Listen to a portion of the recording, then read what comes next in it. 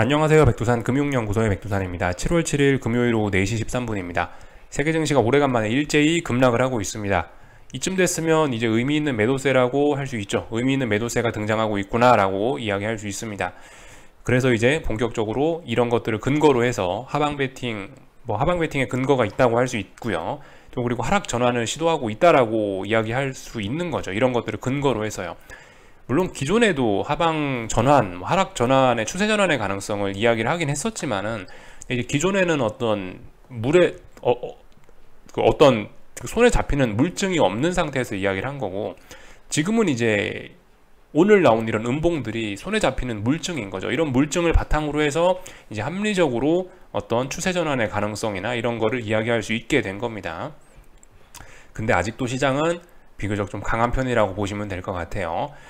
지금도 아직도 세계 증시는 하락 추세로 전환되었다라고 이야기는 안 드리는 게, 제가 한국 증시나 독일 증시는 하락 추세로 전환되었다라고 지지선 붕괴시켰으니까 전환됐다라고 이야기는 드리는데, 아직도 세계 증시의 분위기는 뜨끈뜨끈하다라고 보고 있는 게요.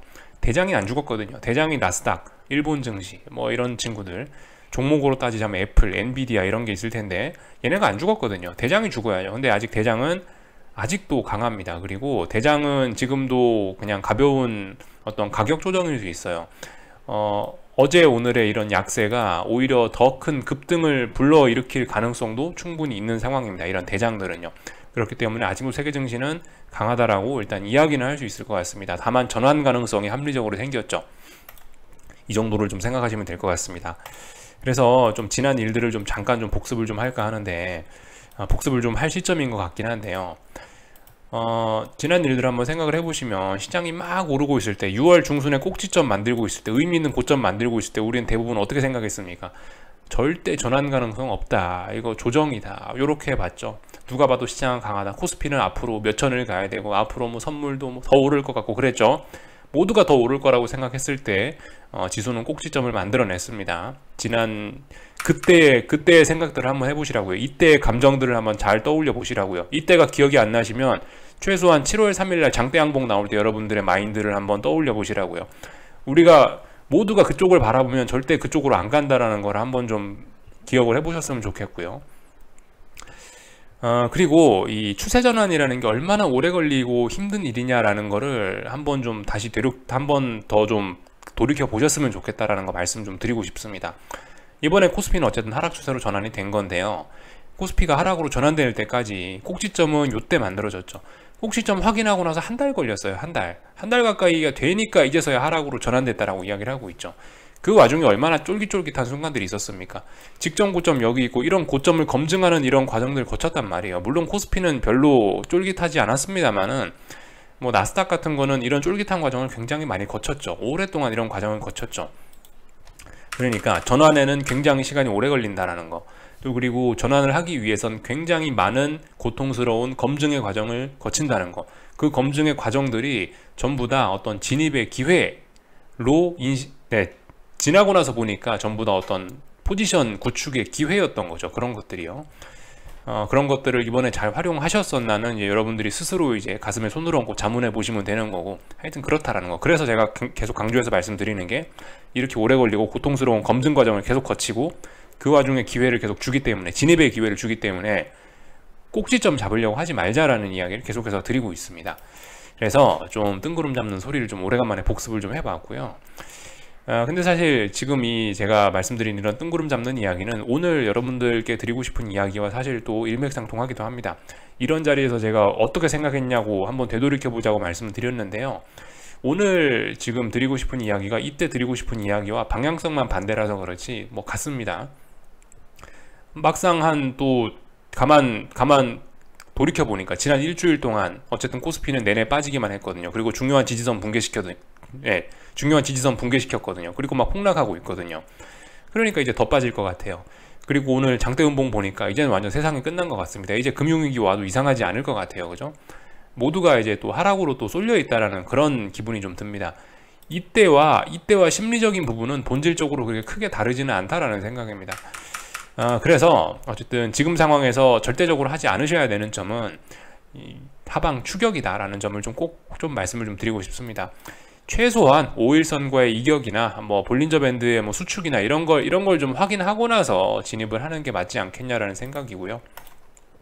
그리고 오늘 뭐 수급이나 이런 내용들을 봐도 좀 너무 좀 단기적으로 단기적으로 너무 급락이 심했다라는 생각이 좀 들긴 듭니다. 생각이 아니고 이런 거는 좀 이런 수급은 어떤 전형적인 좀 단기 언더슈팅의 모습이 좀 보이긴 합니다. 수급을 봐도요. 그래서 뭐 물론 이제 여기서 제가 주장하는 바는 오늘 바닥이 나왔다라는 걸 주장하는 건 아닙니다. 내일도 더 빠질 수 있죠. 내일도 아마 저점은 더 낮아질 수도 있을 거예요. 오늘 밤 지표 발표에 따라서 저점은 더 뭐 낮아지고 그럴 수도 있긴 있는데, 근데 이런 자리에서 하방 추격을 이런 자리에서 오늘 음봉을 보고 내일도 더 빠질 것이라 생각하는 거는 별 재미없는 생각이다 라는 걸 좀 말씀을 좀 드리고 싶은 거예요. 뭐 대응하는 건 똑같습니다. 기존에 위에서 이런 고통스러운 검증 과정을 거칠 때 하방을 진입하셨던 분들은 룰루랄라 즐기면 되는 거고, 이런 오늘의 음봉을 보고 이제 기존에 상방 투시하셨던 분들은 이런 음봉을 보고 이제서야 이제 위험 관리를 해야겠다라는 생각을 하고 거기에 맞게 대응을 하면 되는 거고요. 그죠? 다만 지금 가장 하지 말아야 될 게 하방을 추격하는 게 가장 하지 말아야 될 것이다 라는 걸 좀 강조해서 말씀드리고 싶습니다. 이런 음봉을 보고 하방을 추격한다 그러면은 뒤통수 맞기 딱 좋다라는 생각이에요. 그래서 뭐 실질적으로 수급을 보면 이렇습니다. 뭐 외국인들이 뭐 선물을 1조 2천억을 매도하고, 뭐 개인들이 뭐 이렇게 풋옵션들을 많이 사는 거 보니까 야, 더 빠질 수 있다라고 생각이 되죠. 수급 같은 걸 보면요. 야, 기관이 코스피를 뭐 7천억이나 팔았어. 내일도 더 팔 거야. 생각이 되죠. 근데 그거는 이제 길고 짧은 건 대봐야 됩니다. 특히 여러분들 이런 수급 보실 때 좀 주의하셔야 될 점이, 통상적으로 외국인들이 1조 원 넘게 매수를 하거나 매도를 하거나 선물을 그쪽으로 너무 그렇게 급격하게 하면요, 그쪽으로 시세는 이제 더 이상 잘 안 나는 경향이 있습니다.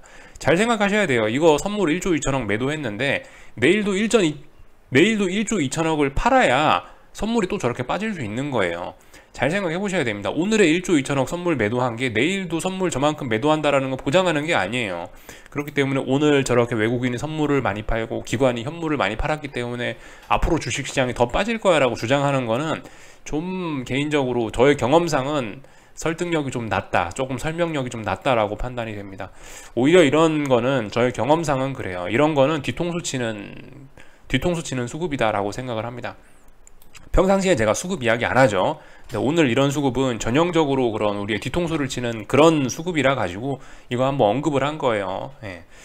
그래서 뭐 일단 이런 이야기 좀 드리고 싶고요. 물론 그렇다라고 해서 이게 지금 뭐 바닥이 나왔다 그런 걸 주장하는 거 아니에요. 어디까지 빠질지 모릅니다. 제가 계속해서 말씀드리죠. 꼭지점 잡으려 그러면 안 된다고요. 하락에서 저점 잡으려 그러면 안 되고, 상승에서 고점 잡으려 그러면 안 된다고요. 물론 지금 빠지고 있는데 지금 상황은 너무 좀 단기적으로 너무 많이 달려왔다라는 걸 강조 말씀드리는 겁니다.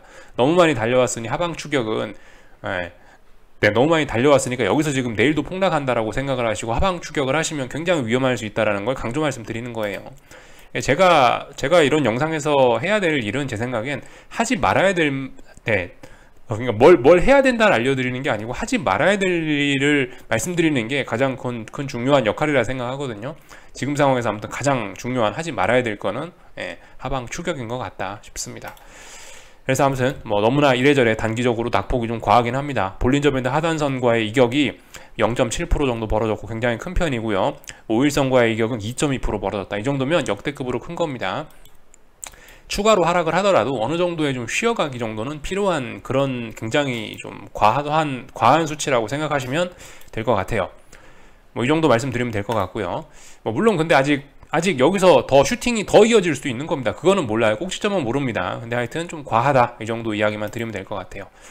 그 와중에 또 코스닥은 강하네요. 그죠? 이런 거는 뭐 어떤 삼각 수렴형 이렇게 볼 수 있겠습니다. 그래서 지금 당장은 할 말 없습니다. 다만 하방 배팅의 근거 충분히 있죠. 그리고 지지선 지키고 있기 때문에 충분히 상방 배팅의 근거도 있습니다.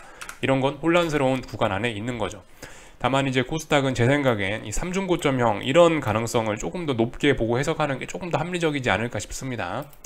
이 고점을 너무나 많이 못 넘었거든요. 넘어가야 될 때 너무나 많이 못 넘었기 때문에 좀 더 불안하게 보는 게 더 맞긴 한 것 같습니다. 또 그리고 이 코스닥 시장의 주도주들 모양을 봐도, 에코프로 친구들의 모양을 봐도 솔직히 지금 뭐 눌림시 매수, 지금 뭐 주식을 사기에는 조금 좀 부담스럽지 않나 싶어요. 여기까지 말씀드리면 될 것 같고요.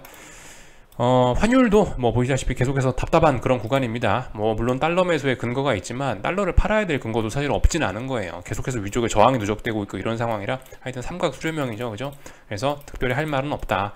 그래서 오늘 밤이 이래저래 좀 중요한 것 같아요, 그죠?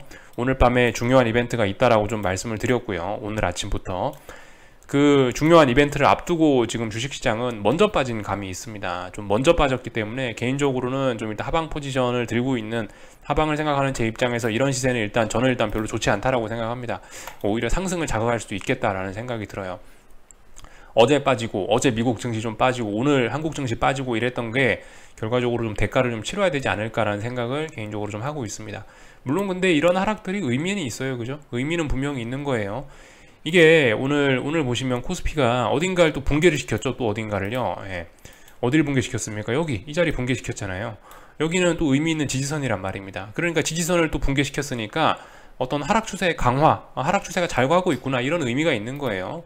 이 정도 의미를 가지고 있는 거지, 오늘 하락했으니까 내일도 하락한다, 내일도 하락 배팅을 한다, 이런 거는 좀, 이런 대응은 좀 아닐 수 있다라는 이야기를 좀 드리고 있는 겁니다.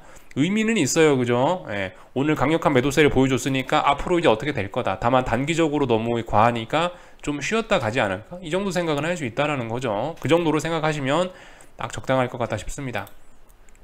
오늘의 하락 분명히 의미 있어요. 의미가 없는 게 아니에요. 다만 이제 하락으로 추격을 할 때는 아니다 라는 그런 이야기를 좀 강조해서 드리고 있는 겁니다. 삼성전자를 봐도 오늘 의미가 있죠. 중요한 지지선들 붕괴시켰잖아요. 중요한 지지선, 이런 자리들 붕괴시켰으니까 삼성전자도 보시면 저점 낮췄죠.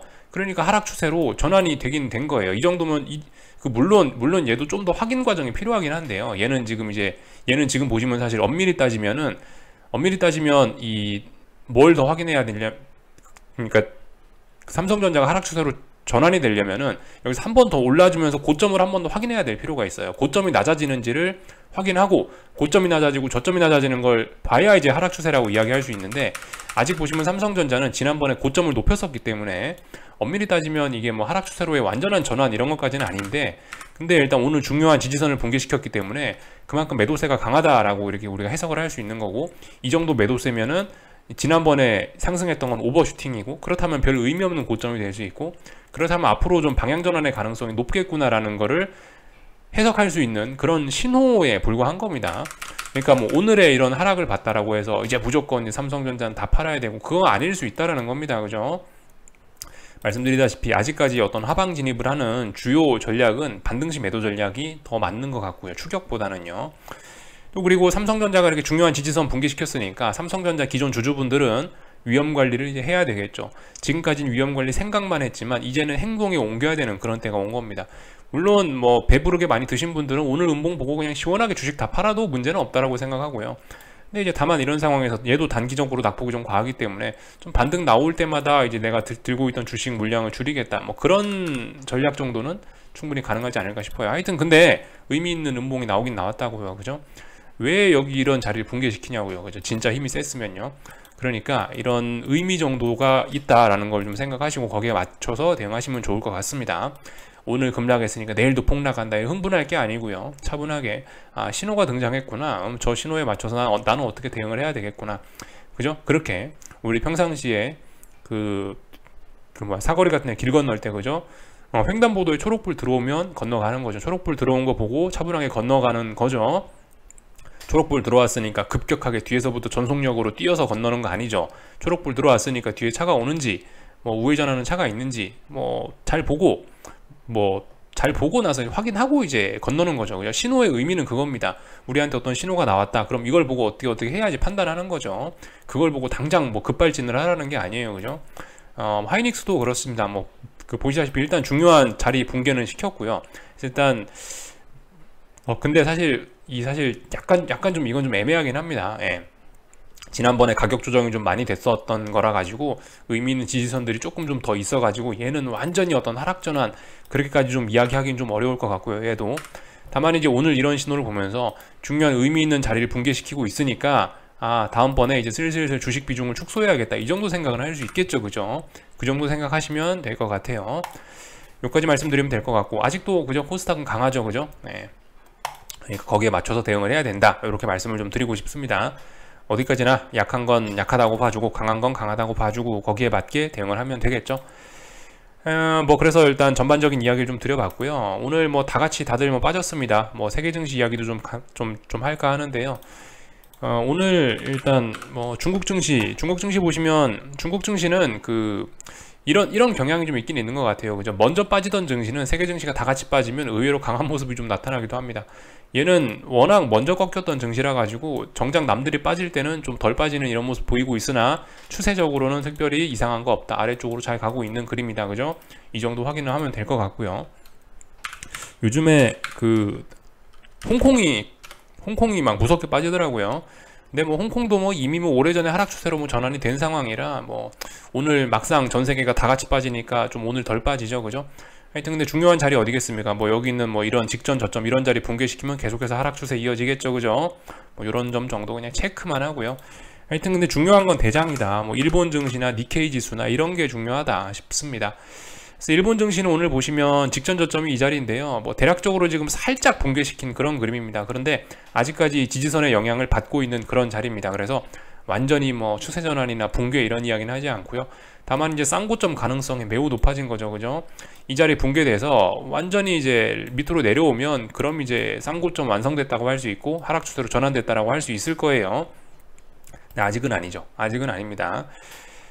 그래서 지금 이런 모습들을 좀 봤는데 전반적으로 좀 오늘 밤이 막상 중요한 지표 발표인데 지표 발표를 앞두고 좀 지나치게 성급하게 좀 변동성을 너무 빨리 확대시킨 전반적으로 너무 좀 급락했다라는 그런 기분을 좀 지울 수가 없습니다. 그래서 분명히 어떤 이 지표 발표를 앞두고 지금 먼저 움직인 이런 거에 대한 대가를 좀 치러야 될 수 있을 거라고 개인적으로 좀 생각이 들어요.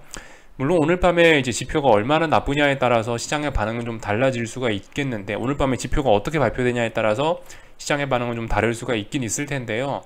아무튼 하락을 앞으로 할 거라 하더라도 이 먼저 급락했던 거에 대한 이런 대가는 좀 치러야 될 수 있는 그런 자리인 것 같습니다. 그런 점들이 개인적으로는 조금 좀 아쉽습니다. 예. 하방 포지션을 생각하는 어떤 하락 전환을 생각하는 제 입장에서는 좀 아쉽다는 거죠. 그래서 뭐 일단 아직까지 다 붕괴된 건 아니다. 세계 증시는 아직까지 강하다라는 거 이런 걸 좀 보여드리고 있는 거고요. 예를 들어 일본 증시가 여기서 이 자리 지키고 양봉 나오고 또 반등해 보세요. 그러면 박스권인 거예요. 그러면 또 기간 조정 되는 겁니다. 그죠? 그래서 아침에 말씀드린 게 쌍고점 완성과 쌍고점의 완성 가능성은 분명히 다른 거라고 아침에 말씀을 드렸죠. 이 정도 보면 될 것 같고요. 뭐 독일 증시 이런 애들은 붕괴가 됐죠. 그죠? 붕괴가 됐는데 사실 이런 게 좀 이제 오늘 또 빠지고 있습니다. 중요한 지표 발표 전에 이렇게 먼저 빠지면 전 개인적으로 좀 더 하락을 하는 데는 안 좋다라고 생각해요. 차라리 만약에 오늘 밤에 시원하게 더 빠지고 싶으면 제 생각엔 지금 장 초반이죠.